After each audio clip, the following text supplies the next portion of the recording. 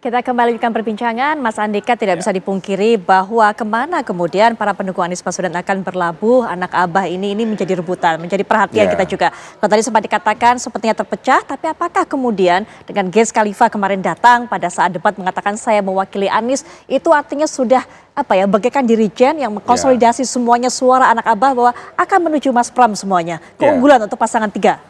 Jadi memang kalau dilihat dari manuver para pendukung Anies Baswedan, kita lihat lebih cenderung sekarang ke pasangan Pramono Anung dan Rano Karno.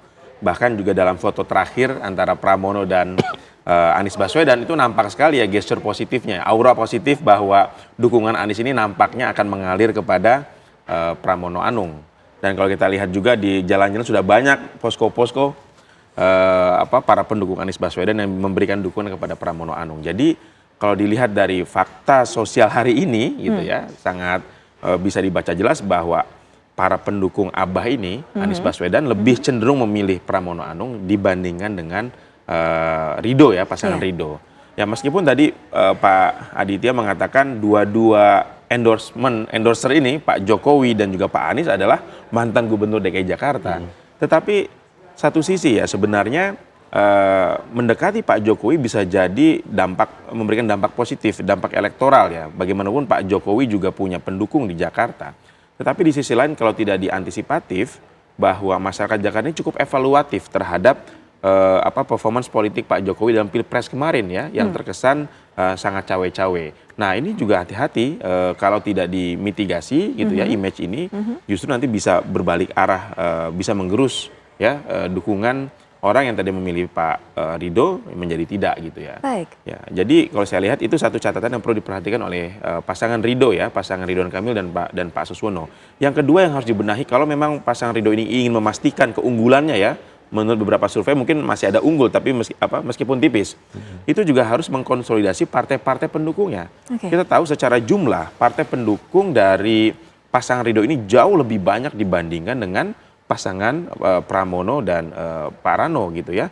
Tetapi kalau kita lihat sekarang konsentrasi dari partai politik pendukung pasangan Ridho ini tidak solid, terpecah-pecah, mungkin terpecah ke pilkada lain, juga mungkin terpecah kepada urusan politik nasional yang saat ini juga masa konsolidasi ya, di mana Pak Prabowo menuntut ketua umum parpol yang juga menjadi menteri untuk konsentrasi juga nih untuk mengawal tugasnya sebagai menteri ya.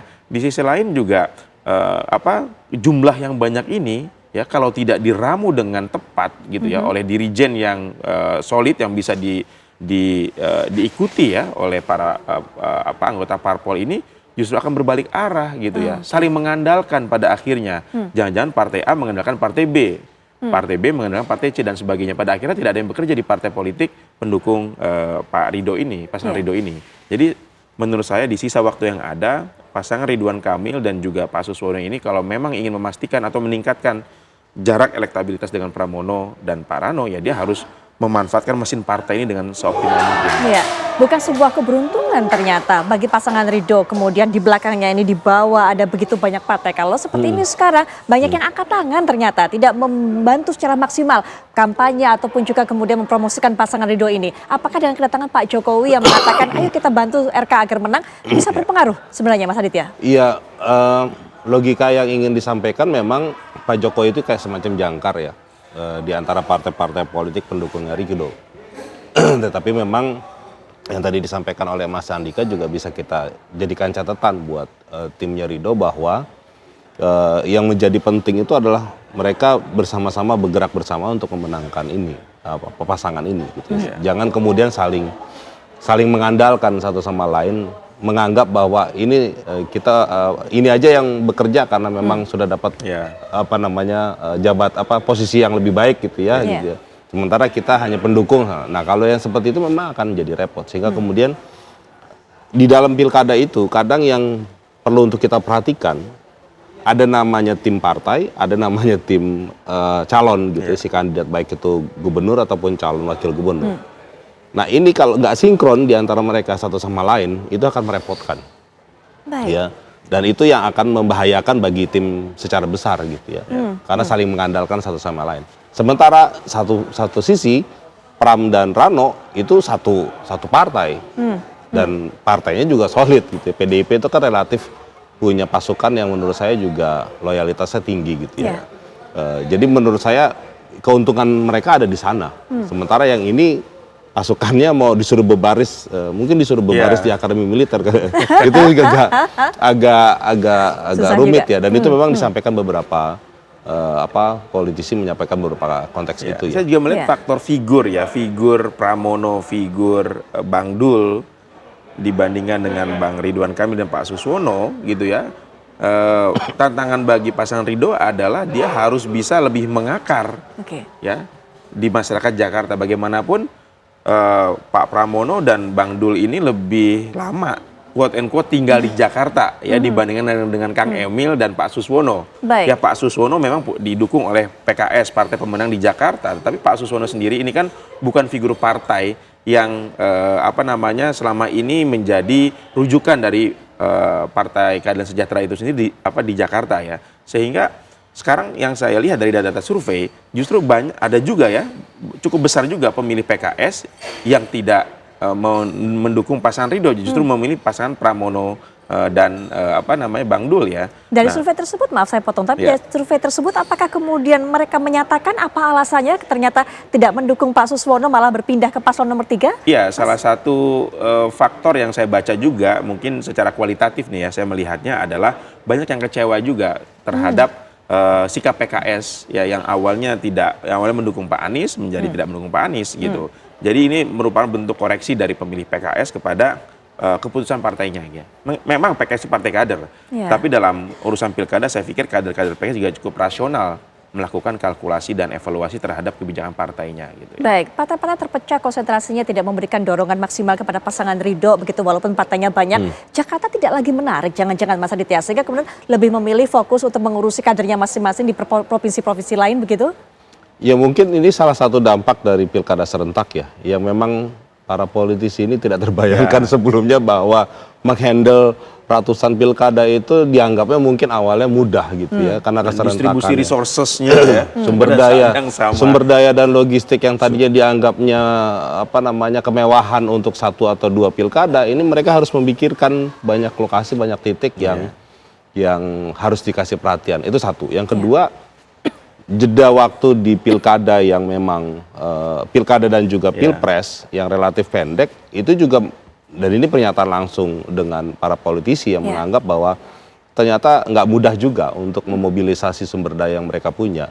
Karena ternyata logistiknya dengan konteks ini yang ngos-ngosan juga. Ya, gitu sudah habis kemarin pada saat pilpres. Habis-habisan di pilpres atau di pileg gitu ya. Tapi pada sisi yang lain mereka harus juga kerja keras di dalam konteks pilkada. Dan banyak ketua umum partai yang saat ini jadi menteri. Nah, di sisi lain ini kan juga tantangan. Betul. Menteri di satu sisi sebagai menteri, ketua umum partai harus menunjukkan performance-nya terbaiknya di 100 hari pemerintahan Prabowo Gibran kan. Apalagi menterinya tambah banyak, kementerian banyak. Jadi harus tidak ada waktu untuk mengurusi pilkada ya. Saya pikir ini juga salah satu alasan kenapa pilkada bukan hanya Jakarta ya Mbak ya. Pilkada ini menjadi berkurang sorotannya dari perhatian dari para ketua umum parpol, karena memang ketua umum parpol sendiri harus menunjukkan performance-nya sebagai pejabat ya di level nasional yang juga dikejar oleh target untuk memberikan yang terbaik di 100 hari pertama ini.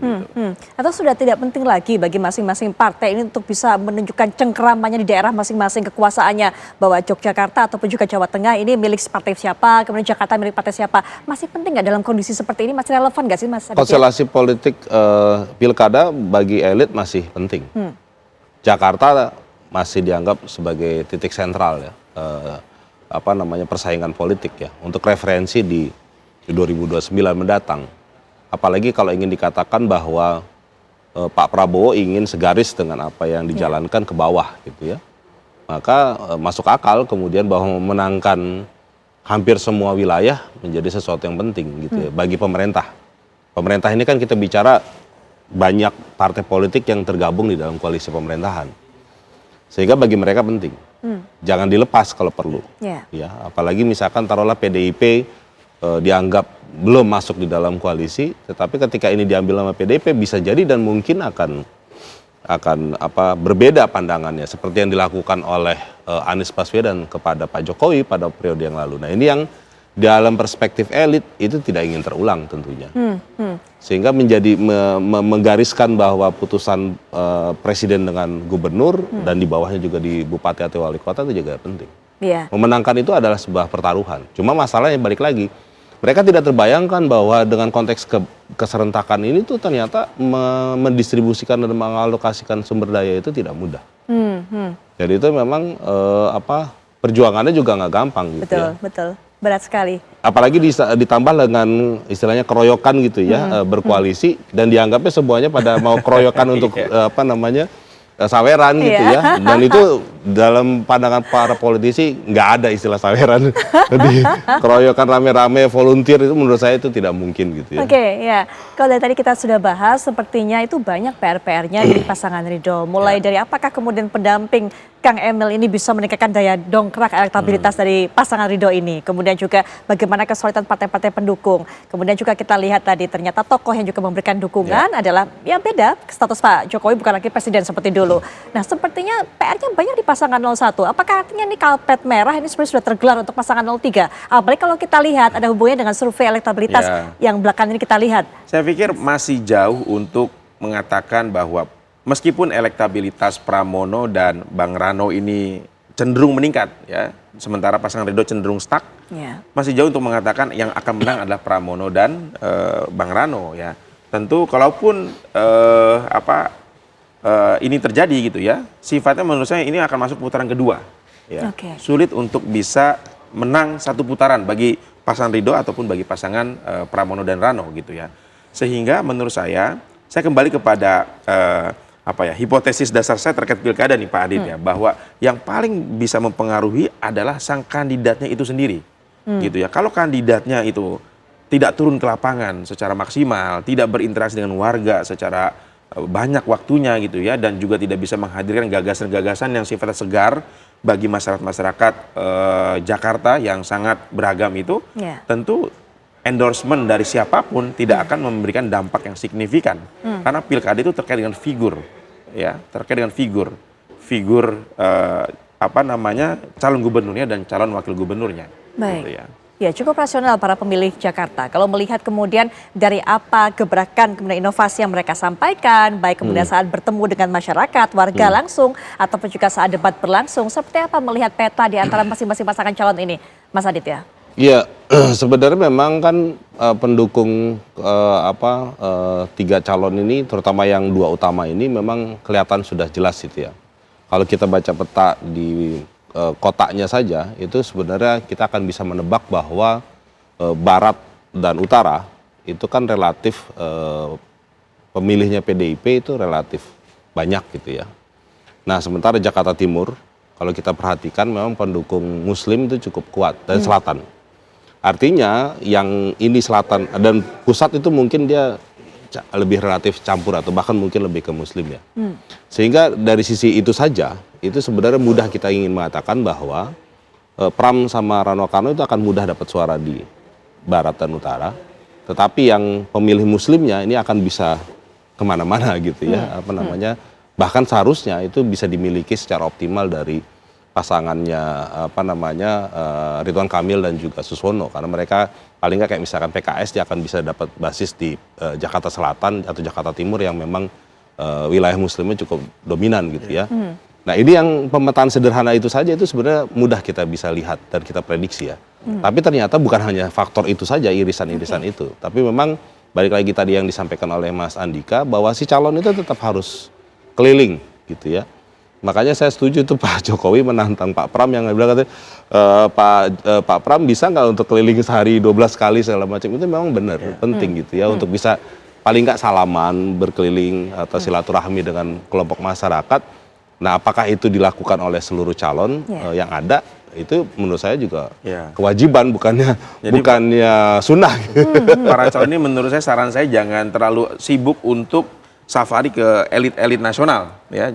Kalau Jakarta ini saya lihat justru yang paling berpengaruh adalah elit-elit di level organik, tokoh ulama, tokoh masyarakat ya, ketua umum dari Forkabi ataupun organisasi masyarakat di level lokal, itu yang harus banyak dikunjungi oleh para Pasangan calon calon gubernur ini. dan calon wakil gubernur. Iya, sambil saya sambil kita lihat juga di layar kaca ini, Mas Andika, Mas Aditya. Kalau tadi kita sudah berbicara mengenai dukungan dari anak Abah, dari para pendukung Pak Anies Baswedan. Nah, ini mungkin juga Ahoker, para pendukung juga Pak Ahok. Sepertinya juga kalau kita lihat gambar ini sudah bisa menjelaskan kepada kita ke arah mana suara para Ahoker ini. Ini sekali lagi menguntungkan paslon nomor 03, Mas Aditya. Iya, karena memang kalau Ahoker kan kita bisa meyakini bahwa Ahok itu adalah bagian dari PDIP, itu clear, jelas. Tapi pada sisi yang lain tentu yang tadi saya bilang juga bahwa mungkin ada irisan-irisan yang bisa mengatakan bahwa Ahok itu akan adalah pemimpin yang punya ketegasan dan rasionalitas yang tinggi. Sehingga kemudian ada irisan yang di daerah lain, wilayah lain yang juga memang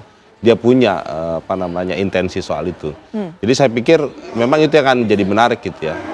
Dan selain Ahokers kan tentu yang soal Pak Anies ya. Pak Anies yang kemarin pertemuannya dengan tertawa renyah dan segala macam itu kan bukti untuk mengatakan bahwa Anies itu sudah berpihak kepada Pram. Betul. Meskipun kalau kita baca fenomenanya itu sehari atau 2 hari setelah mereka ditetapkan, itu mereka kan ketemu di CFD gitu ya. Itu sebenarnya sinyalnya udah kelihatan dari awal gitu ya. Cuman mungkin ada satu situasi yang belum ketemu dan belum tuntas atau mereka mulai bersepakat nanti aja di akhir gitu ya, agar kemudian nanti semuanya bisa diterima dulu sama Anies gitu ya, dan kita tidak tahu. Tapi yang saya amati yang dilakukan oleh Pak Pramono ini kan mengikuti formula politik di level nasional ya. Kalau kita lihat misalnya mempertemukan atau menggabungkan masa pendukung Abah dan masa pendukung Ahokers gitu kan.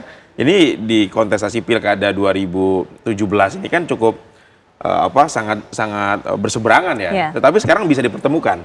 Dan Pak Pramono saya pikir chef yang bagus juga nih untuk bisa meramu dari 2 kekuatan politik yang tadinya berseberangan menjadi satu. Mirip dengan apa yang terjadi di level nasional, pendukung Prabowo, pendukung Jokowi. Iya, saya sebenarnya tambahkan ya. Soal formulasi yang disampaikan Mas Andika itu, sebenarnya kalau saya melihat dari periode yang kemarin di Pilpres, itu tendensinya bisa memang. Karena kami pernah juga untuk survei mensurvei 2 kelompok ini. Kita tanya itu orang PDIP apakah bersedia untuk milih Anies atau PKS bersedia milih Ganjar misalkan sebagai contoh. Ternyata bisa. Bisa, nggak ada masalah. Jadi sebenarnya nggak ada masalah. Dari sisi itu menurut saya itu tendensi yang bagi saya nggak ada sesuatu yang surprise ya. Bahwa itu bisa ditempelkan atau di blended gitu ya. Cuman baru sekarang aja orang kemudian bilang, wah ternyata ini begini. Sebenarnya pemilihnya nggak ada masalah. Memang bisa. Sekarang tinggal elitnya yang kemudian menjadi kunci dan elitnya mungkin punya masalah. Tapi masalah apapun itu yang dimiliki oleh masing-masing pasangan calon, tugas mereka tentunya memanfaatkan waktu yang tersisa sebelum 27 November untuk bisa merebut hati dari para calon pemilih. Tadi katakan oleh 2 analis di samping saya, bagaimana upaya pendekatan kepada masyarakat, turun langsung, bersentuhan langsung, mendengarkan apa keluhan mereka, bisa menjadi salah satu hal yang membantu untuk mendongkrak suara mereka. Mas Andika terima kasih, Mas Aditya terima kasih.